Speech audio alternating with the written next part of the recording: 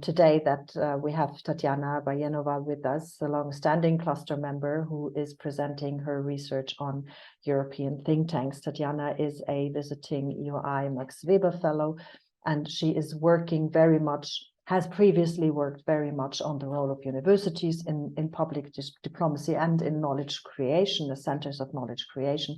And she focuses her Max Weber Fellow currently on the European think tank arena and the role of think tanks for science diplomacy in general, universities as a focus. Tatyana will speak to us today about her research results that were published in August this year on think tanks and their role in public diplomacy. Also on the transnational elements of that, so creation of transnational publics. And what I find very interesting, because that was a long part of my academic career, part of our work, was indeed interrelation to the work of the Commission in that. So what role do think tanks play for the European Commission to invest in this soft power element of public diplomacy? With that, we agreed with Tatyana that she would have her presentation around about 40 minutes and that we then engage in discussion. Tatyana has a very sophisticated conceptual theoretical approach to her work, founding it on Bourdieu's field study theories, and I think it's worth to give a bit more time to elaborate on this focus. Tatyana, with that, over to you. Very much looking forward to your presentation. Thanks for being here. Thank you very much, Gabi, for giving this opportunity to speak today and for a very nice introduction. So I hope that you see my presentation now.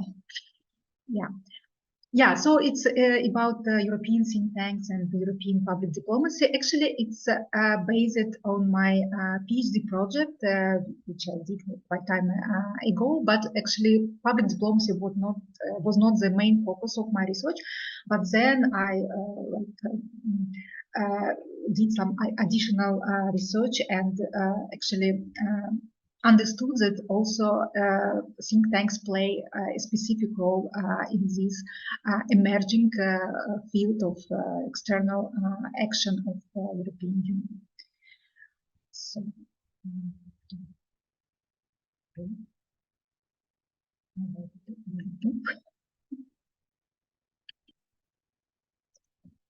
sorry. Oh, okay. Yeah. Normally, public diplomacy was always like the main arena for the state and for ministries of foreign affairs. But recently, we also started to witness a new development of public diplomacy when more new actors entered this field, such as non-governmental non-state actors such as think tanks, universities, NGOs. And so there were like several factors related to this. One of them is, of course, development of new information technologies, and which also allow to many actors to use social media in order to communicate with publics, both like locally, nationally, and also internationally. And also, we witnessed emergence of new forms of public diplomacy, such as social media, public diplomacy, like 2.0, and also post-truth public diplomacy. One of the factors also which influences this process of transformation of public diplomacy into new public diplomacy was also COVID-19 pandemic, which also expanded a little bit the focus of public diplomacy more to the humanity-centered public diplomacy, and also focusing more on the wider needs of global publics. But also, normally, always when we spoke about public diplomacy, one of the main dimensions was this international dimension, when state tried to influence publics abroad, foreign publics. But also now there is one of the new directions of research on public diplomacy. It's about domestic dimension of public diplomacy. The role of domestic non-state actors actually is very important for effectiveness of public diplomacy abroad, and that states try also to engage often domestic non-state actors in order to try to develop its external identity building, and also even like in development of its own foreign policy. And here we speak not only about actors who actually implement these public diplomacy activities, but also the public diplomacy audience. So now we speak not only about foreign publics, but also about domestic publics. Here we can speak that in order to affect domestic publics, also it's very important to engage domestic stakeholders in all the parts of foreign policy, formulation, debates, and implementation.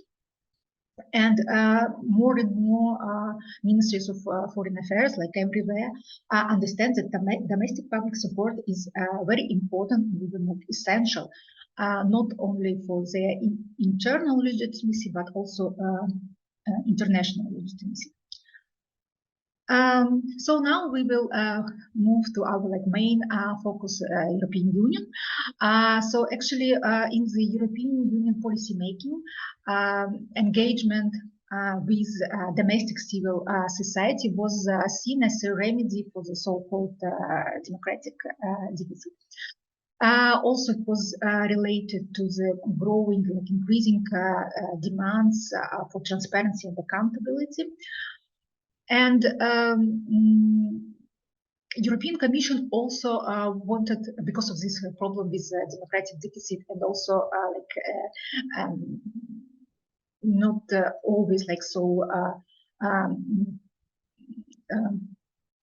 so good perception in some parts of the member states, or maybe also even abroad, even to improve public image, both internally and also abroad. European Commission understood that it's very important to involve domestic citizens in the public diplomacy projects, and therefore European Union and the European Commission actually initiated several participatory initiatives, and one of these initiatives was the Europe for Citizens program. And actually, one of the main actors of this program were also seen think tanks. And think tanks normally seen as part of civil society, even if there is still no common definition for think tanks, especially in European Union, where political systems of member states are very different. So it's very difficult to find a common definition for organizations who can be described as think tanks. So they normally seen as part of civil society. But think tanks themselves, they often emphasize the difference of their organizations from other civil society organizations, and normally they also speak about that their research is more more similar to academic research, so they are not so narrowly normative as NGOs, for example. And think tanks, especially in European Union, more and more exceed national policy space and enter the European public sphere, because now we have not only think tanks that have European Union as one of their research areas, but think tanks which are entirely focused on European Union, so-called European Union think tanks, which can be based in Brussels, but also in other member states, France, Germany, and also UK. Even after Brexit, there are still think tanks which focus on European Union. Think tanks were really specifically mentioned in the Europe for Citizens program that I mentioned, along with other civil society organizations, as a major component of European society, and that they play a key part in public life. And also it was emphasized that think tanks is really important and like invaluable in providing visions for the future, recommendations, how to deal with complex problems, and especially how to build identity and values. Also on this slide, I don't know if it's like visible for you. So it's also like I compiled this table myself some time ago. It's about different type of organizations which are registered at the European Union Transparency Register, and so it's really based on what they report themselves that they have or not European funding. And actually, think tanks and research institutions, because they have like this common category in this register, so they occupy like a sort of position among different type of organizations that actually try to influence European policymaking. So quite often they are funded by European in one or another form. And it's also give us a possibility to say that actually that think tanks provide specific maybe not service, but actually input, like necessary input for European institutions in exchange for this funding. And so it's also one of the purpose of my research, to see, actually to examine this exchange of capitals, and I will speak a little bit more about this later. So how actually European Union institutions, mostly like European Commission, exchange with European think tanks, and how actually think tanks, European think tanks are involved in the public diplomacy of European Union towards both domestic and foreign publics. So for this particular research, so I tried to conceptualize this exchange using field theory of Bourdieu, and also some recent developments of this theory, and in combination with the concept of public diplomacy, and specifically of interdomestic public diplomacy. So this concept includes like both like international and domestic dimensions. And my empirical research was based on analysis mainly of European Union documents and materials from think tank websites and their networks, and semi-structured interviews with representatives of think tanks, networks, and European institutions. So this research was done in the framework of my PhD research. So it was these interviews were done in 2015, so maybe not so recent, but all this like conceptual work was done recently. Yeah. And also, this research by interviews complemented by analysis of official documents that also tried to update this analysis. So public diplomacy, if we speak like now about conceptual framework, public diplomacy is not only field of study, but it's also practice. And that's why it's sometimes also, so it's really like emerging field of study. It's based on developments of practice. And that's why we still have multiple definitions of this practice, and until recently, the domestic dimension of public diplomacy was neglected. However, the role of non-state actors in public diplomacy success was always seen as really important. But now the concept of public diplomacy should be adapted to these changes in our world, when domestic and foreign spheres increasingly penetrate each other, and actually the boundaries are really blurred because of now we have all these information technologies and interdependence of different actors. Yeah. So how we can update the concept of public diplomacy based on these new developments?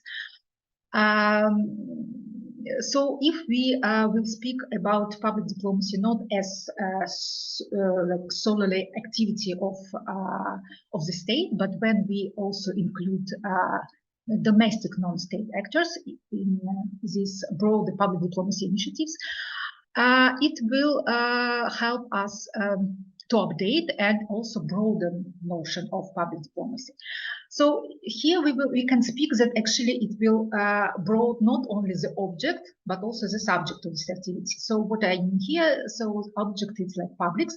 So this activity will now concern not only foreign publics as it was before, but also our own domestic public. So for European Union, domestic publics will be publics of the member states, and not countries with which European Union collaborate or cooperate. Also, what is very important here to update the concept of public diplomacy is the concept of legitimacy, and actually how it's important to receive the support from domestic citizens, how it's important in order to actually to represent interests of citizens abroad. So how actually the support of domestic citizens help us to be more effective in public diplomacy activities abroad. Also, another aspect is interdomestic public diplomacy actors. So now we speak not only about actors that we like try to influence abroad, like for example think tanks which are based somewhere outside European Union, but our own non-state actors which will help actually European Union to affect or to influence publics abroad. And last thing, it's also the concept of strategic publics, which now include both foreign and domestic citizens. Before, also according to some research, domestic publics were seen mostly as inactive publics or non-publics. It was seen that normally publics inside at local, at national level, they do not have sufficient level of knowledge or maybe interest in public diplomacy, and therefore they could not be seen as legitimate stakeholders. But with this new updated concept, we consider that actually both domestic and foreign publics are very important for the effectiveness and legitimacy building both internally and externally. Okay, so it was all about public diplomacy. Now we also speak about the field theory of Pierre Bourdieu, and actually how I will also incorporate this field to the study of public diplomacy at the European level. The field actually in this theory is a game, so it's like seen as a game, and when participants or like players in this game in this field have specific forms of capital, and according to Bourdieu, it can be like economic, cultural, social, and symbolic forms of capital. And also, what is interesting that actually these different forms of capital can be convertible. And also strategies of players in this field based and depend on the possession of particular capital. So, and they will try to also to exchange or maybe to convert the forms of capital they already have. And why this theory is helpful for our particular study. So one of advantages of this theory that actually it helps us with to deal with the problem of think tank definition. And because normally, like all the definitions use this notion of independence, and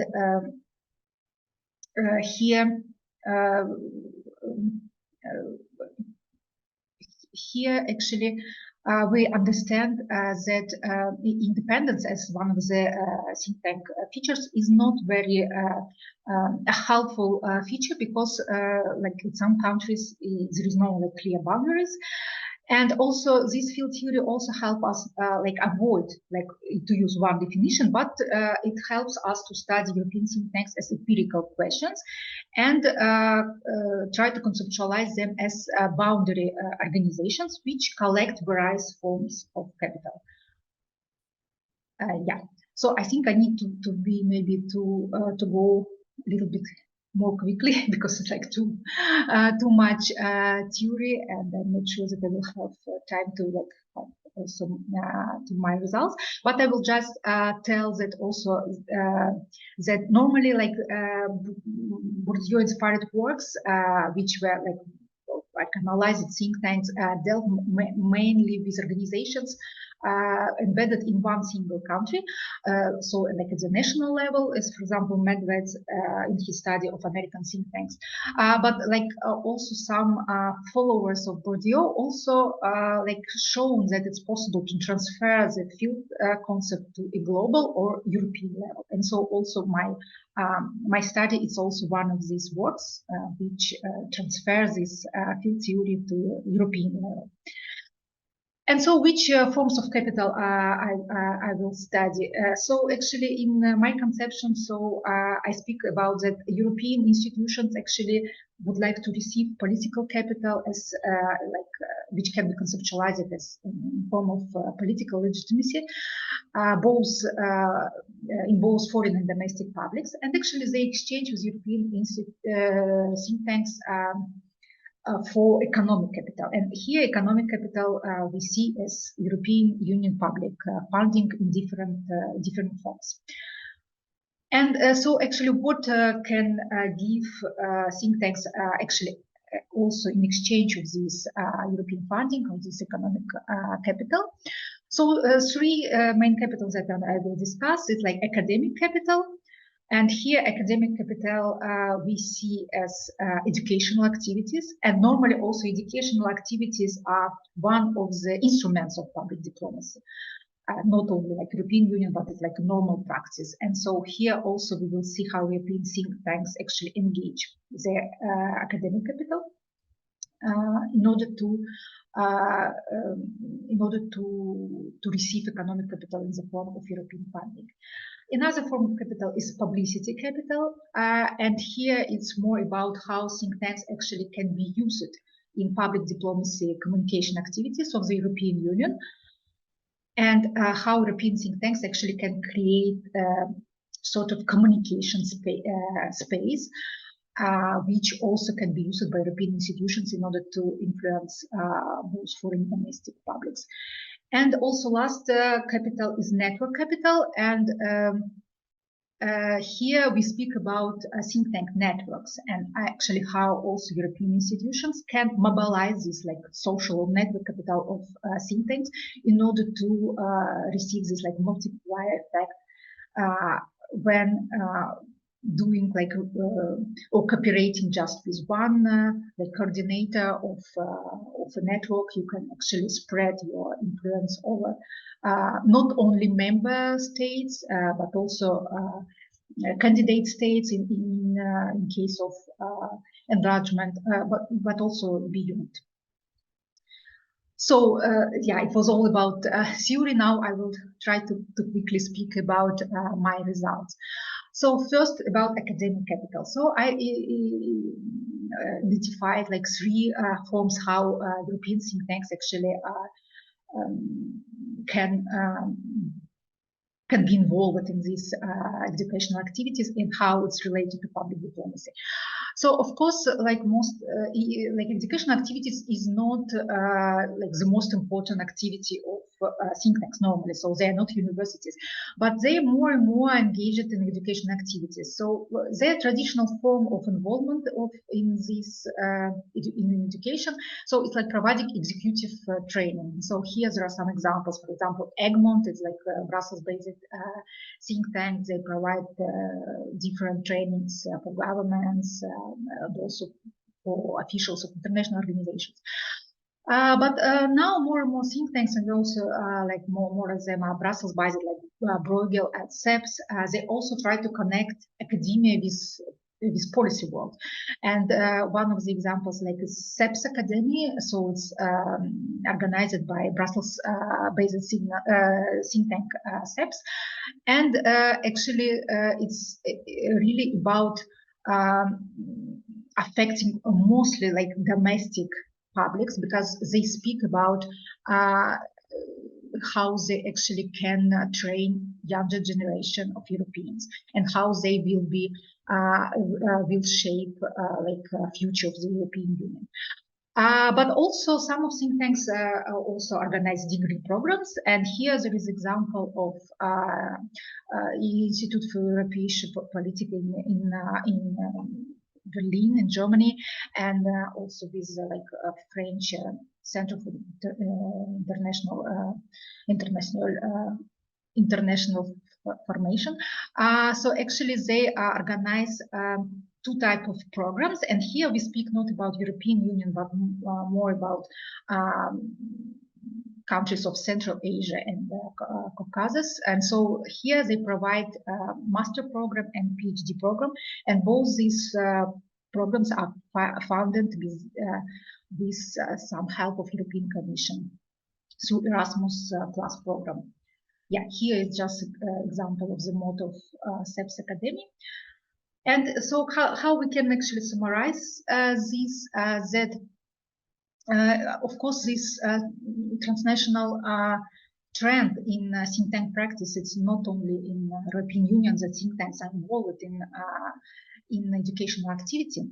But here, what is interesting that most of these activities are funded by European Commission through, for example, European Union Erasmus Plus program or German activities.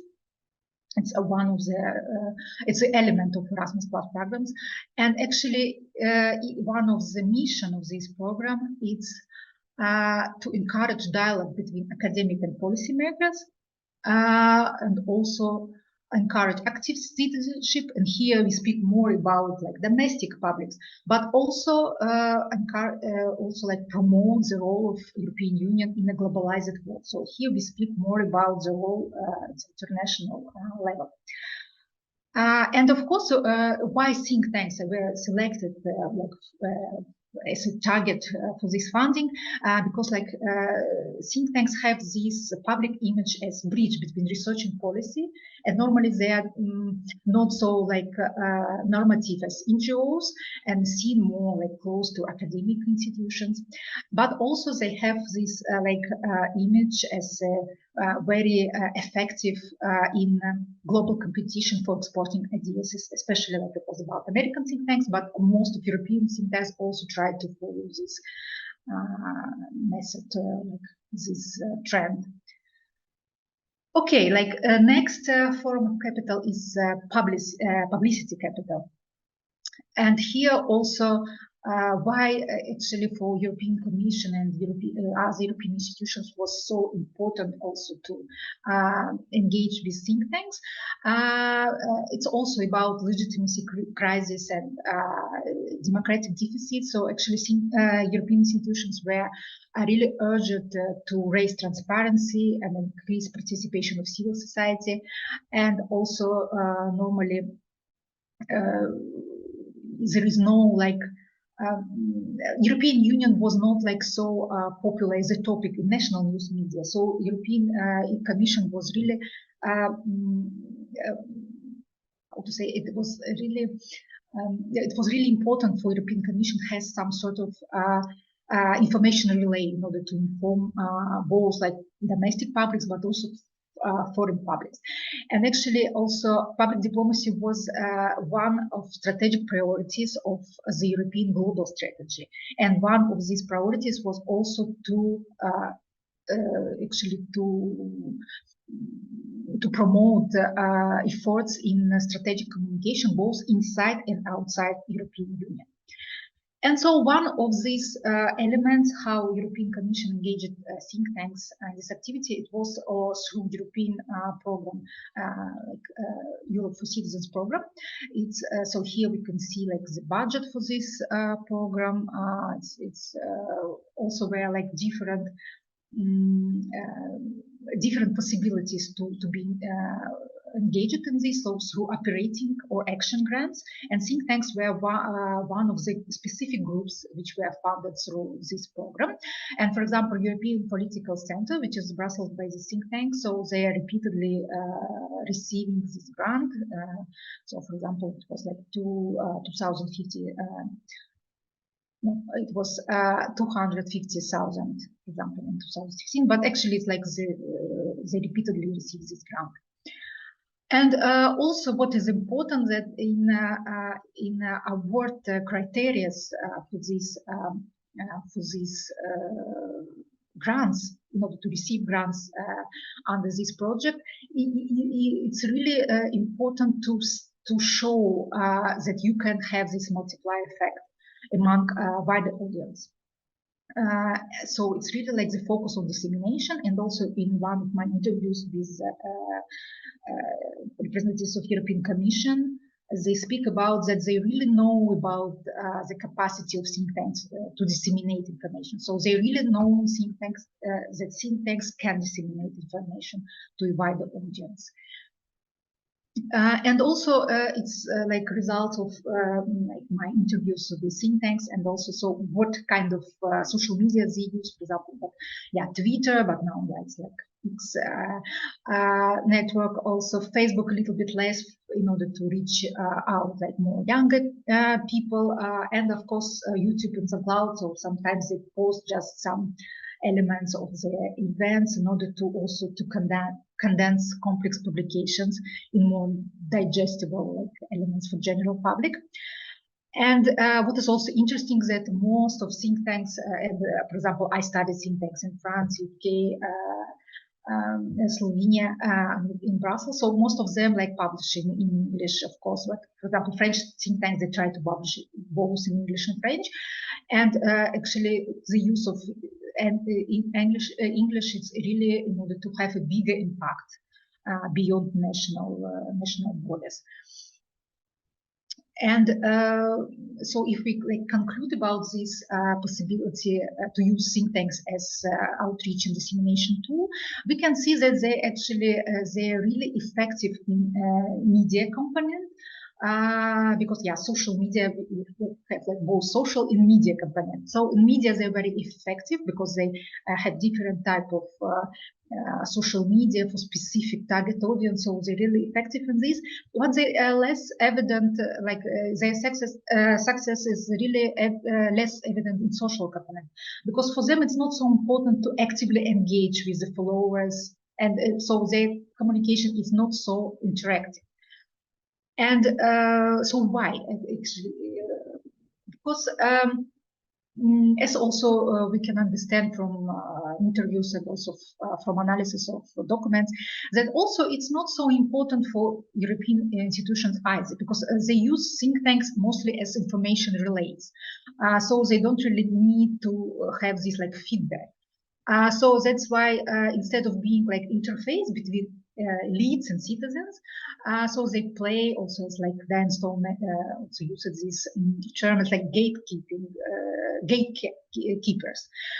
And so here like a relationship between think tanks and general public is like one way. So like public here is regarded as subject to be informed and not as source of the data. So like there is no necessity to have this feedback. And also in our case, also like European institutions still see and also like regard themselves as possessing control over the communication process. So if they fund, for example, for specific program, not, of course, not in all the cases.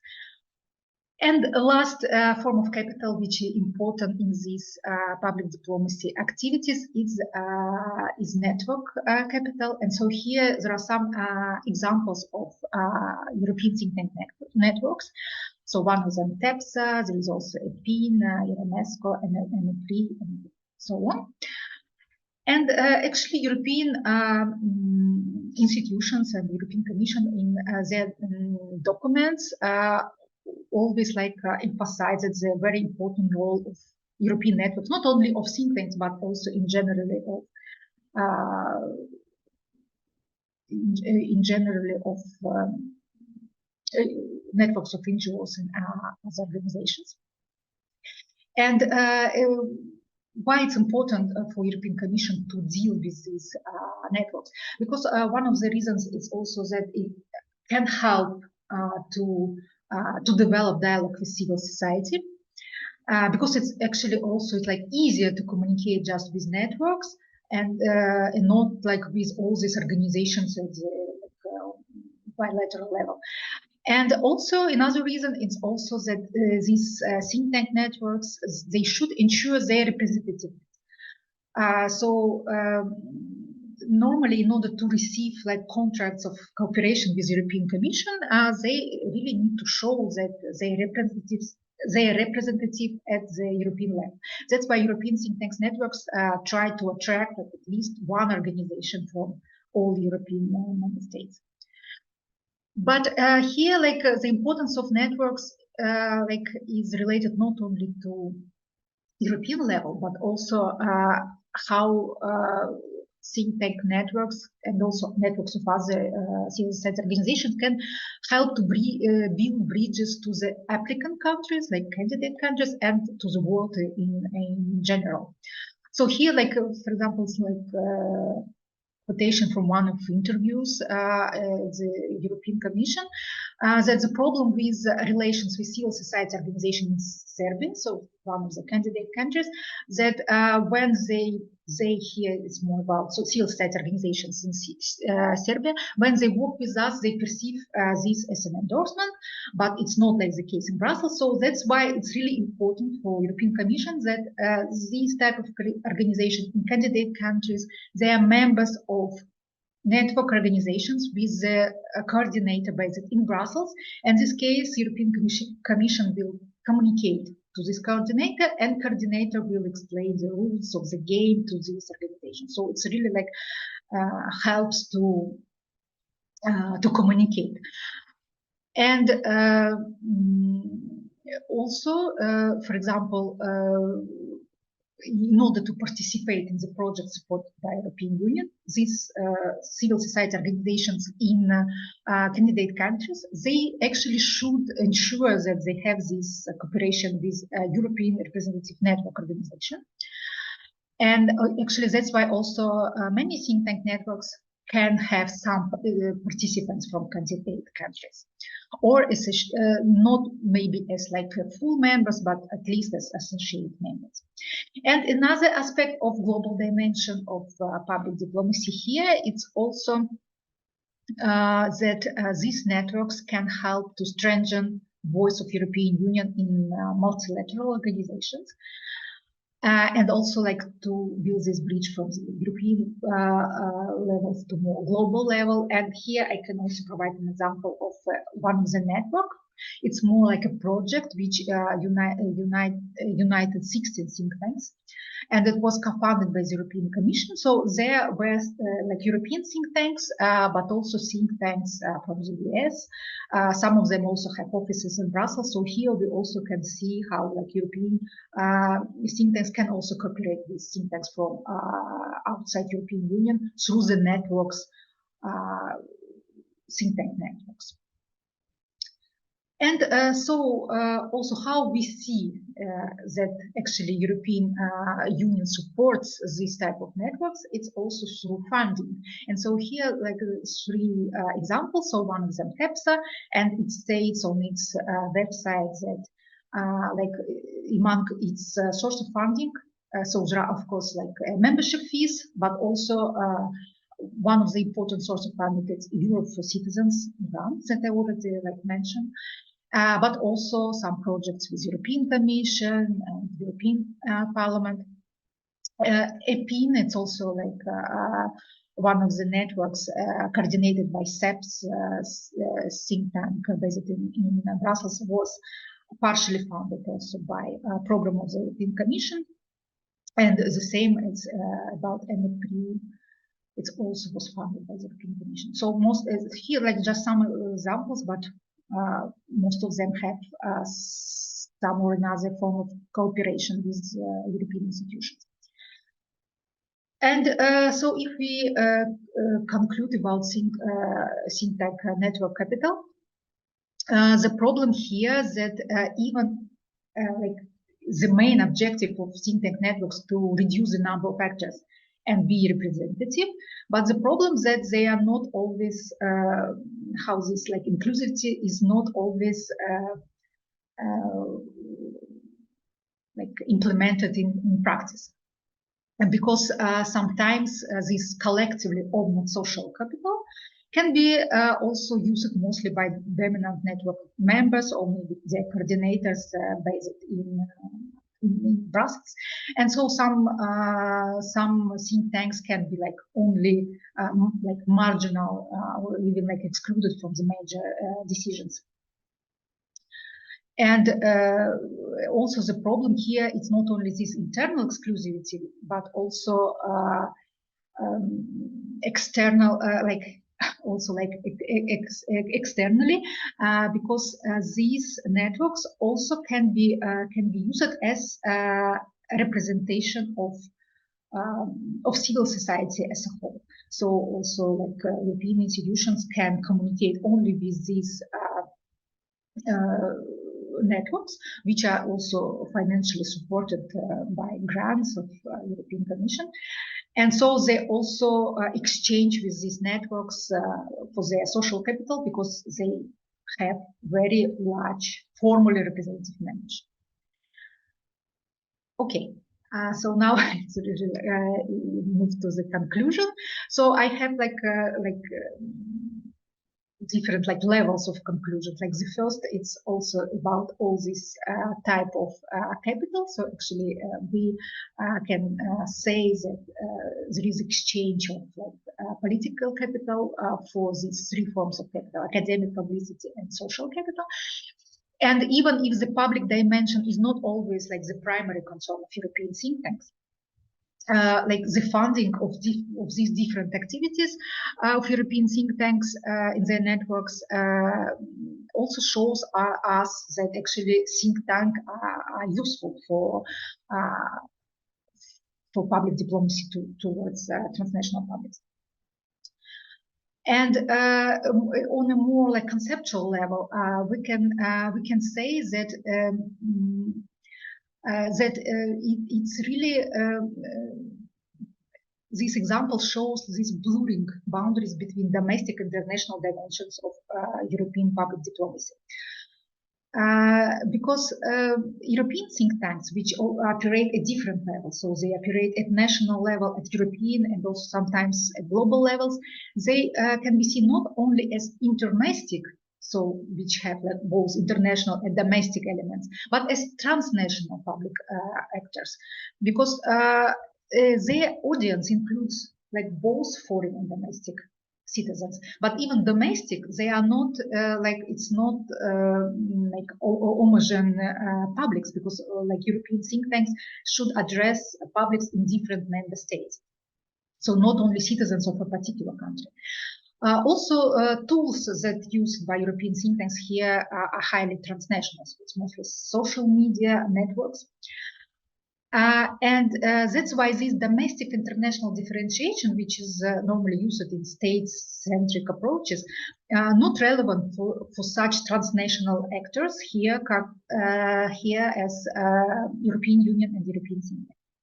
And that's why, I suggest that we can use even the concept of transnational public diplomacy, which actually can better reflect these new conditions between domestic and international spheres at the European level. And just the last words, it's also, we spoke more about transnational, but here I would like to speak about public. And here we can see that actually publicness, it's really essential for the legitimation of European policymaking. And think tanks contribute to establishment of all the manifestation of publics creating, so they create the transnational digital communicative space with their social media accounts. They also launch transnational networks which claim to be representative. And also they declare their public interest mission when they provide education activities for both domestic and foreign citizens. But also all these tools are really public-centric, so digital media networks, they nevertheless still remain state-based, because most of these activities actually are initiated, funded, and also somewhat controlled by the European Union. Because actually, as we've seen, these activities actually fail to provide true interactivity in case of social media, and also true representatives in case of networks. And that's why, like, to conclude, we can see that the state-public relationship in this particular case can be described as a scaling triangle, where European institutions and actually think tanks have this mutually beneficial relationship. And think tanks here, they represent not the autonomous players, but mostly like tools, like soft power tools, informational relays, awareness multipliers for European institutions. And transnational publics here are seen as a subject to inform, to educate, and to represent. Okay, thank you very much. Great, thank you very much, Tatyana. That was really, and for me, particularly an interesting presentation and results of your research, because before you all joined, we discussed a bit my previous work at the University of Cologne, where I was actually part of two of the think tanks mentioned. So first of all, the Trans-European Policy Studies Association, TAPSA, and there's a bias disclaimer. I'm still on the board of the Institute for European Politics that you mentioned. So for me, in the discussion, there comes a bit of a practitioner and academic perspective in. And I have a lot of questions, but first of all, again, not matronizing the mic, over to you for your questions on the presentation.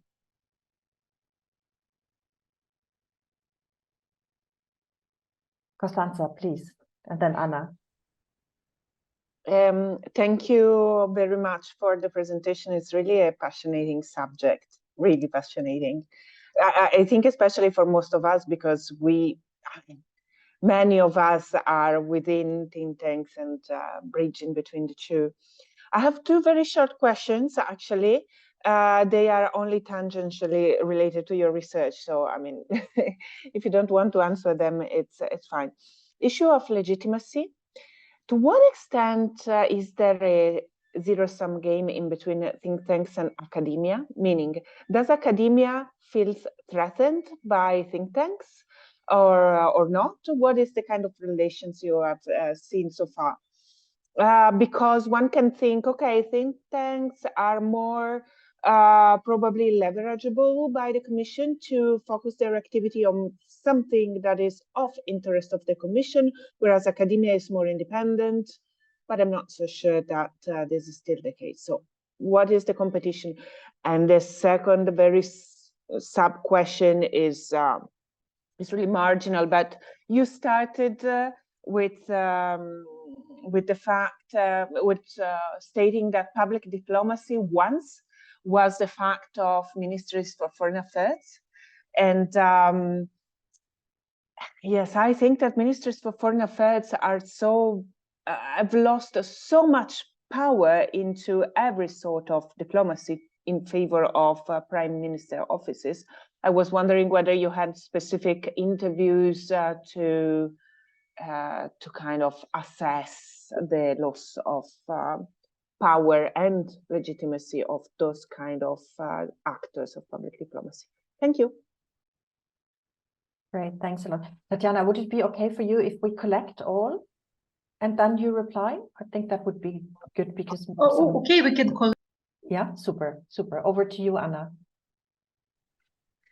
So for me, thank you very much for the very interesting presentations. It is very indeed a fascinating topic. I never thought so much of think tanks in the European Union.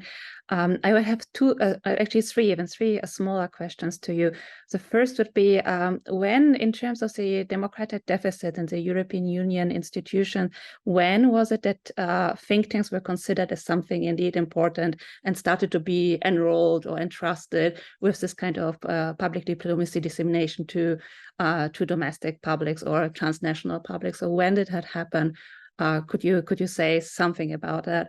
The second that I would have, you speak of dissemination indeed in kind of a top-down perspective. So it disseminates downward to academia and to the public. Are there any feedback mechanisms? So do you know anything about, does anything happen that somehow, I mean, especially academia as the discourses are quite dynamic. Is there any kind of bottom-up approach to this type of dissemination as well? Or is there any kind of feedback happening in this process? And the third question that I would have in terms of democratic deficit and social media, did you come across any kind of discussions of should social media platforms as being actually not public means of disseminations, but private companies? So what is the European Union stance and the think tank stance vis-a-vis social media and the usage of social media as being actually owned by other by companies? Thank you. Great, thanks a lot. Laura is next on the list. Yeah, thank you very much for this presentation. I was wondering, you presented several forms of capital. Can you offer some more on the hierarchy of the different forms of capital? That's my first question. And related to this, to what extent could be network or academic capital be used to enhance more, higher levels of capital? We could think of economic or political capital. So it's linked to this hierarchy question. And my last question is in the link to Constanza's intervention. In your table, you presented think tanks and research institutions at the same level, like you clustered them together. So I was wondering, what motivated you to bring them together, because I would rather see them apart. Thank you. Thanks a lot. And then Marilu. Hello to everyone, and thank you. So thank you for this presentation, and very happy to be joining the discussion. So maybe a question on the field again of think tanks.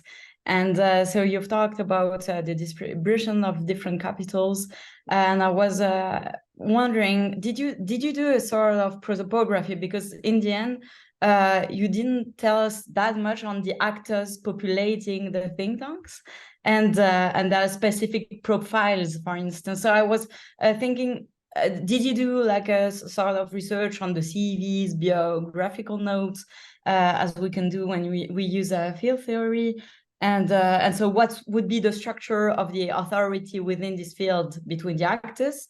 What type of academic degrees, holded, that then make them capable of promoting academic capital, right, for the institutions? So just a very short question, what would be the ideal type of the persons you've met? And do you see differences also between the think tanks in depending the focus or the countries in which they are intervening in? Yeah, thank you so much. Great, thanks a lot. Maybe I can add some of my thoughts and reflections to the questions.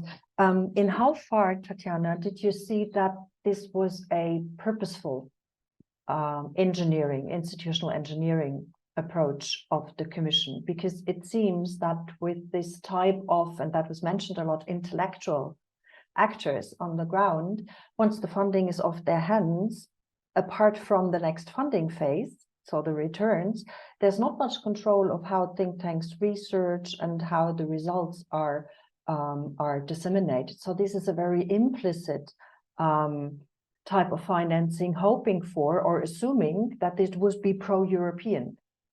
But in how far was that factored in, that it is actually more of a civil society support rather than a dissemination support of a special kind?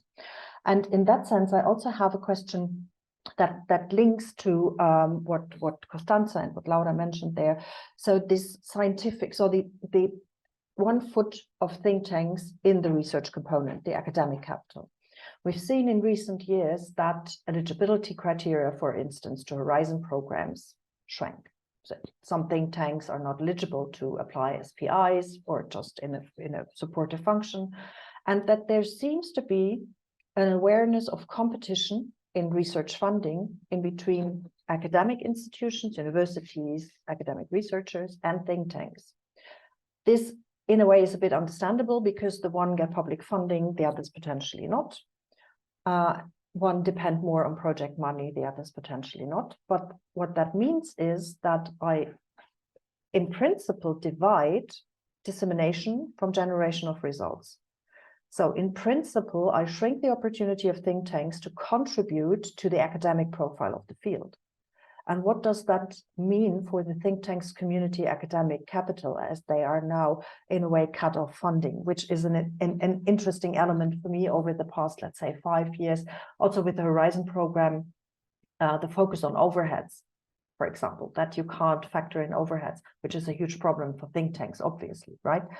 And what I'm wondering in the overall debate is this element in between continuity, coherence, and the free decision-making on the focus.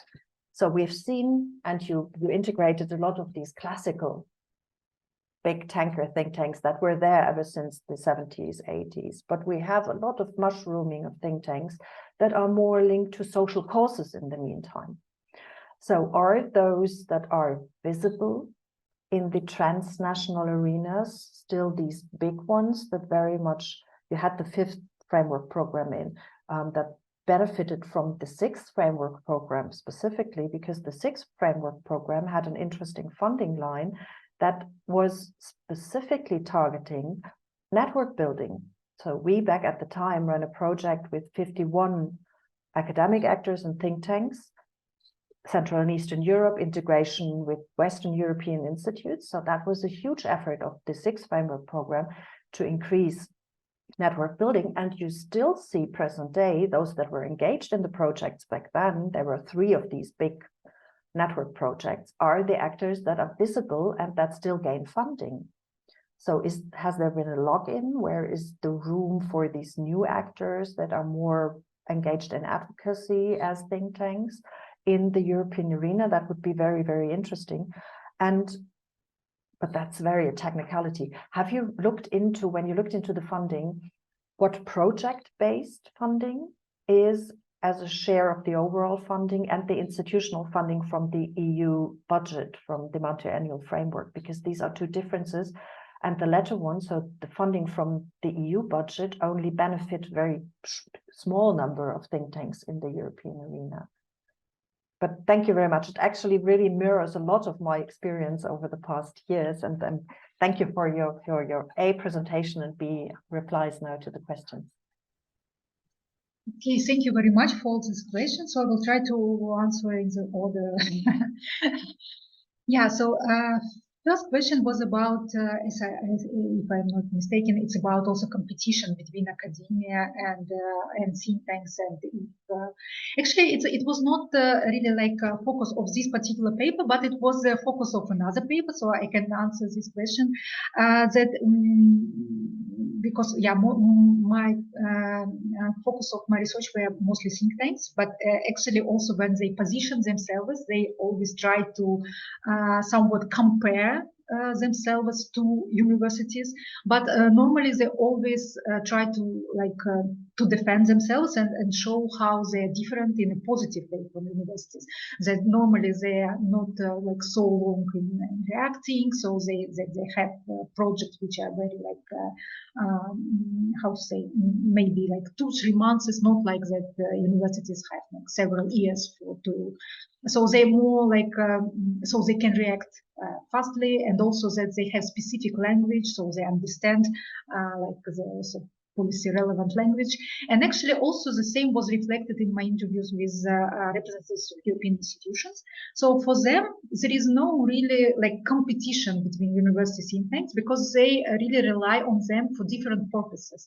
So like they rely on the universities mostly for like technical, when they really need to have like research results.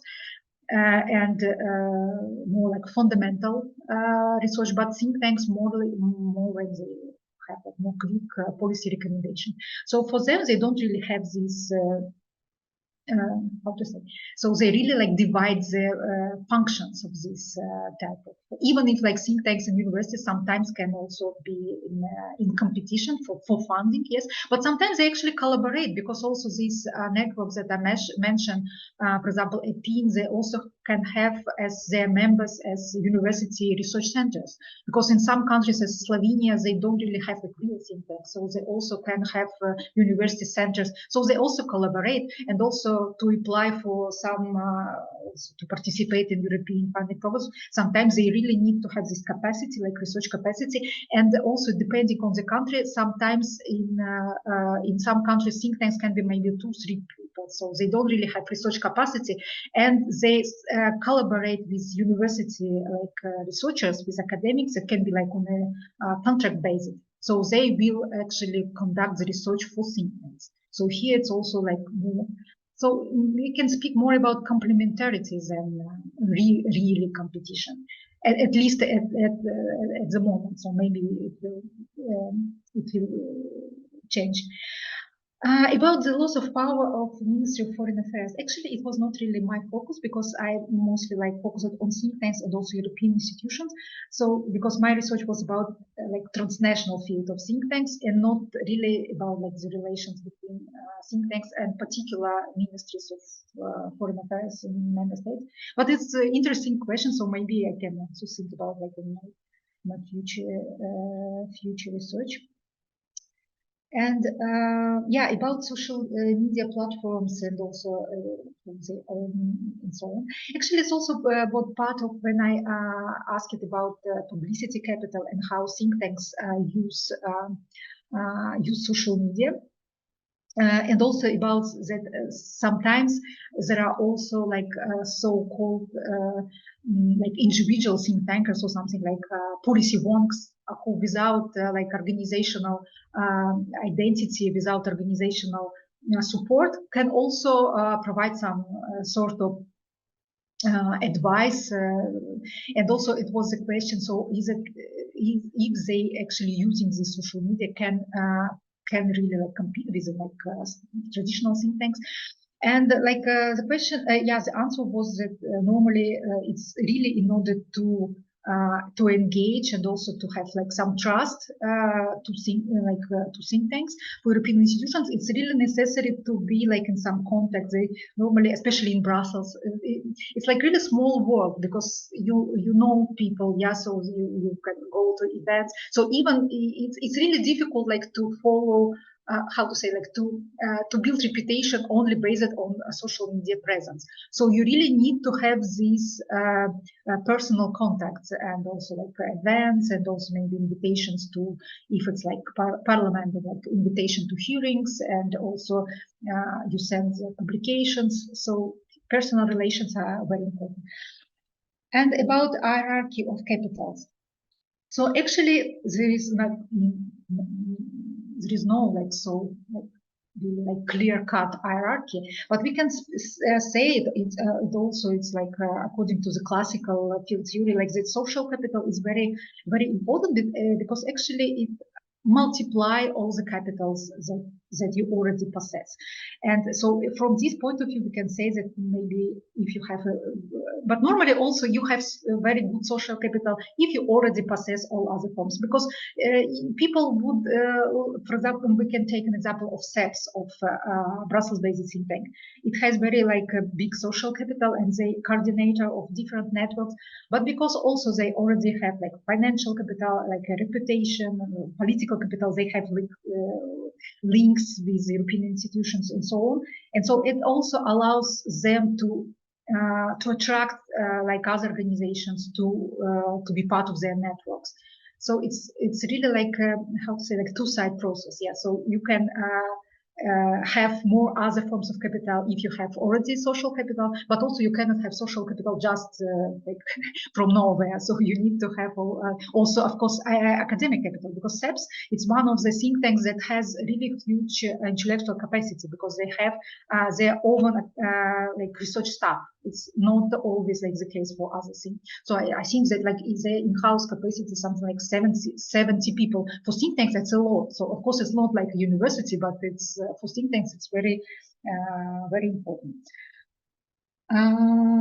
Yeah, it also was a question about putting think tanks and research institutions in one category. It was not me. Actually, I used categories of transparency register. It's like categories which were, and actually it was also many debates about this, because think tanks, they didn't want to be placed with NGOs. They didn't want to be put in like lobbying organizations, interest groups. And actually it was also this sort of debate that they wanted to be like with research institutions.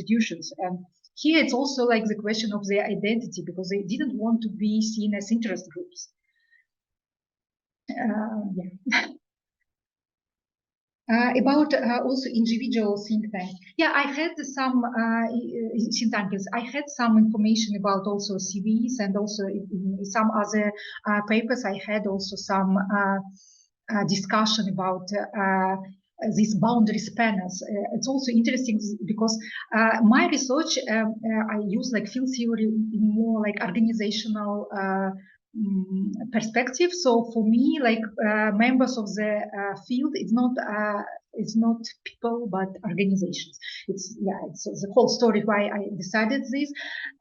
But also like but because organizations, think tanks themselves are like boundary organizations, people who work there, they also can be seen as boundary spanners, and normally they also have like this as one of the interviews like two heads, so they also can be like sometimes they even like have simultaneously they can work for a university and work for a think tank. Sometimes they also, if they formerly work for the university before, because there is also this expression like failed academics. Some also people call like think tankers as failed academics, but normally they don't, they will not say about themselves like this.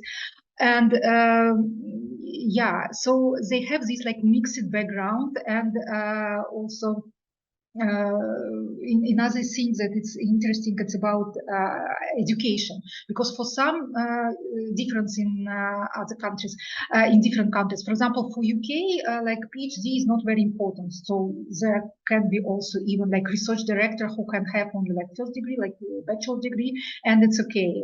But also in another think tank, research director can have PhD. So like for British think tanks, there is no importance. So if you have like experience and they have like, some connections in political circuits, it will be more important. But for example, in France, it can be more important, but also not for everybody, but just maybe for a research director, it will be important to have PhD, but for like just for officers or something, it's not so important. But there is, yeah, this difference in approaches. But of course, like PhD, sometimes it can be like a good also like advantage, but it's not like the necessary element to be hired for a think tank. As a question, so it's about Gabi, it's your question. It's about how they are really like obliged to be pro-European or not. It's a good question. Normally, think tanks will say that they're really independent intellectually. So even if they are funded by European Commission, because also there are different types of funding. It's related to another question. Yeah, so they can have like grants, like operating grants, as for Europe Citizen Program. So here they really like receive grant for their overall activity. So normally they're like quite free in terms of what I think they have some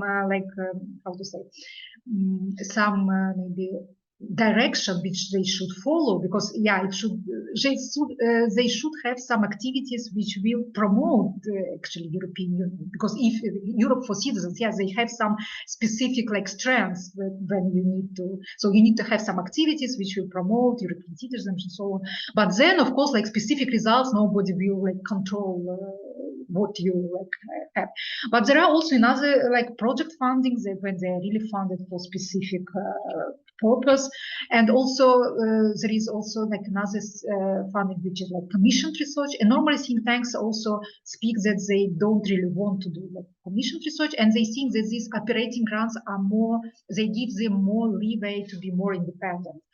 And also how they also normally try to ensure the independence, it have like this diversified funding, that they will not have only European funding, but they will also have membership fees from companies. And here also like question is about how free are they are funded by like multinational companies. They also can have members as the governments. For example, many Brussels-based think tanks, they have also like missions of like governments outside European Union who also like their members, so they fund them to receive like specific briefings and so. So also we don't really know how they can influence. Normally they say that no member can really influence their research agenda because there are like many members, and so one particular member cannot really like affect. But of course, so they normally say that there is also this, one of interviews mentioned that sometimes they have this impression that they also can be, when they invited for some hearings and so on, that maybe they need to just, they're not always like sure about that their research has real results. So that they don't just confirm the predefined results. So it's so it can be like this. But normally, they all of them speak about that they don't be obliged to be pro-European. But normally, they all the think tanks that we speak here, because actually my research they were mostly they have this pro-European stance. It's even like mentioned in their missions. So I don't think that their funding really like changes, because they are already pro-European even like without this funding. And about competition, with the university, I already like partly like responded to this. The European institutions, they don't really like feel that there is a competition, so they and not all like. Think tanks, sometimes there are specific programs for think tanks, there are specific programs for universities. There are not so many, like to my knowledge, so many like possibilities for them to really compete, because there are like specific, when there is really need for like fundamental research and really like long-term projects, think tanks would not really like apply for this type of program, or they would need also to have cooperation with universities. And about like new actors, it's a very good question, because it's really like the field of think tanks is not like stable. There are also even like some think tanks that don't exist anymore, so they also can change their like forms. They can be like for example, it was the case of Madariaga Foundation in Brussels, that actually now it's really part of College of Europe. So so they can like change their forms. They can also new actor. But the problem, it's also here.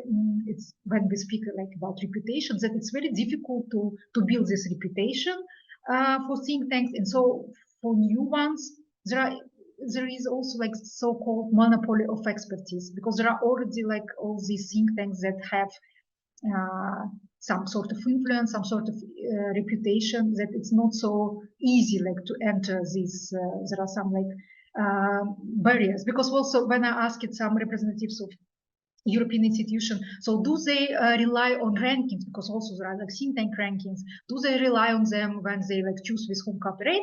They responded me that they have their own rankings. So they have their own lists with whom they cooperate, so they don't really need this like global rankings for this. That's why it's a bit difficult, for example, for a small think tank from, I don't know, like a new member state, something like a relatively new member state like from Slovenia, it would be difficult to enter without network. So sometimes they can have some influence, if not really influence, but some sort of like participation when they join a network, and through this network they also receive this a bit of social capital of other members and of coordinating. Yeah, I think that's all. I don't know if I responded to all the questions. Yeah. Great. I actually would have a footnote and an extrapolation question if no one else has something for the remaining 10 minutes.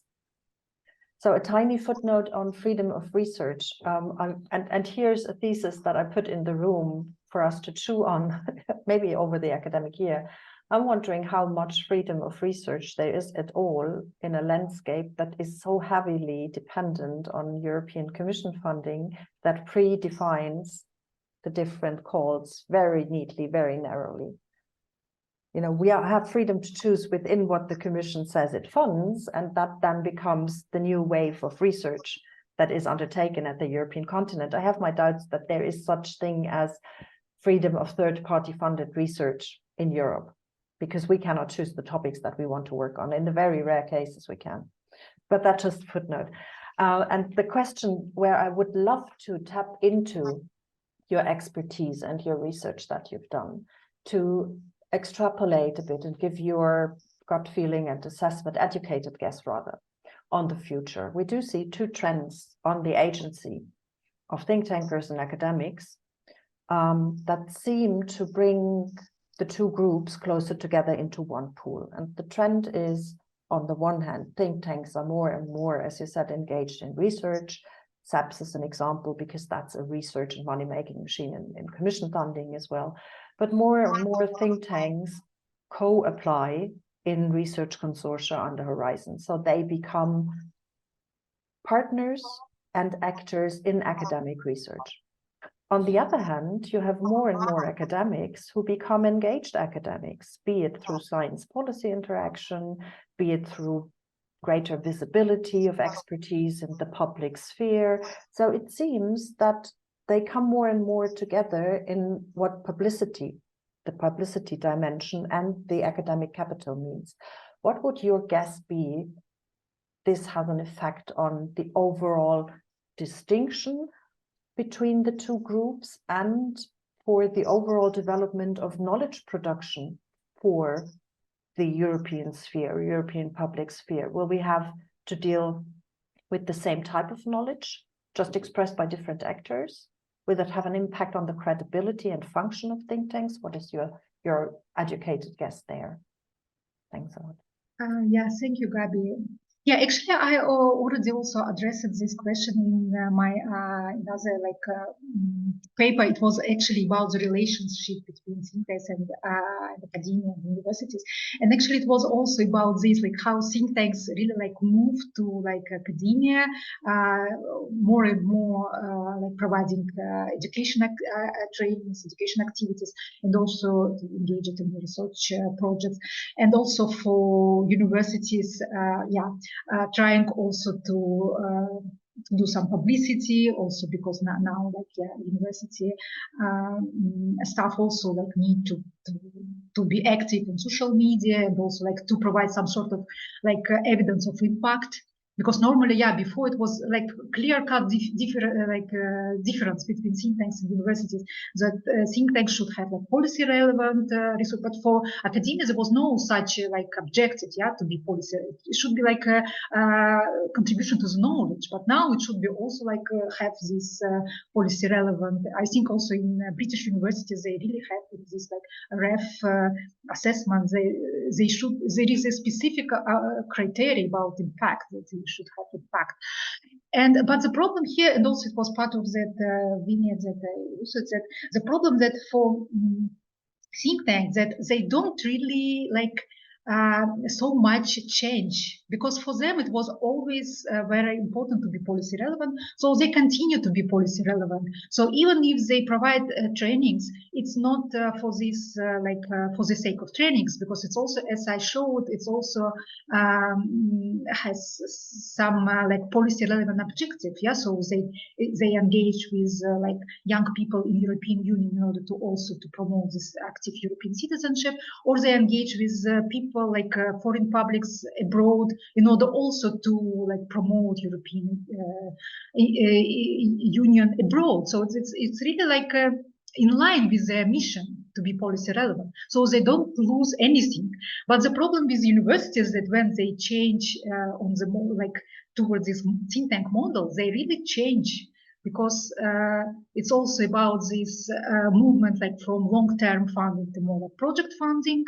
And also sometimes when actually you it's like short-term, it also like some quality criteria also can be changed. So if it's like faster, maybe quality would not be like the same. It's not so fundamental research. Also when you like engage it, so you can be, because normally academic freedom, academic neutrality, so you don't have any like stance or like any position, but if you engage it, so I think it's a bit difficult not to be neutral. So there is really like a transformation, and also it was part of these like articles that I wrote, not that one but another one, that it's now we can like, it will be like something like hybridization of this like knowledge production. But the problem that it's really transform academia, and also about when we speak about education, more and more we should take into account also the demands of the market, and also provide maybe less fundamental knowledge, but more like knowledge that will be applied and so on. So here it's really like transformation to the think tank model. I think maybe it's not it can be like in a conflict with the like overall mission of academia normally. So but it's I think we cannot like maybe it's not possible like to stop this. We should adapt to this. Great, thank you very much for this assessment, Tatyana. And actually, we stay tuned for the results of your research, of your fellowship, because you look into the universities again here, Denmark and UK, as a comparison. So we very much look forward to that, to continue the view on how maybe also the development of think tanks and the role of think tanks in public diplomacy has an impact on the academic landscape, and how we need to move on and transform. Thank you very much, Tatyana. That was a real pleasure discussing with you your research. And for next time, Luca is here. For next time, we're very happy to discuss it. Luca, I'm reading it because it's such a decent title that I don't want to make a mistake. Corporate Transition Policies, as Sides of Co-Production of Knowledge, a Lawyer's Perspective. And that is on 25th January. Very much looking forward to that. And for everyone who wasn't there in the beginning, we are currently reflecting on organizing, and we will have a doodle out when we do that, get together in May, June in the Badia, so that we all will have a feeling for each other in person and discuss a bit. So for now, actually, what remains for me is to thank you very much for attending and for your interest, and to wish you a very, very nice end of the year period in whatever form you celebrate until the 1st of January. And that we will meet each other again on 25th of January with great pleasure. Thank you very much. Thank you. Thank you so much. Bye-bye.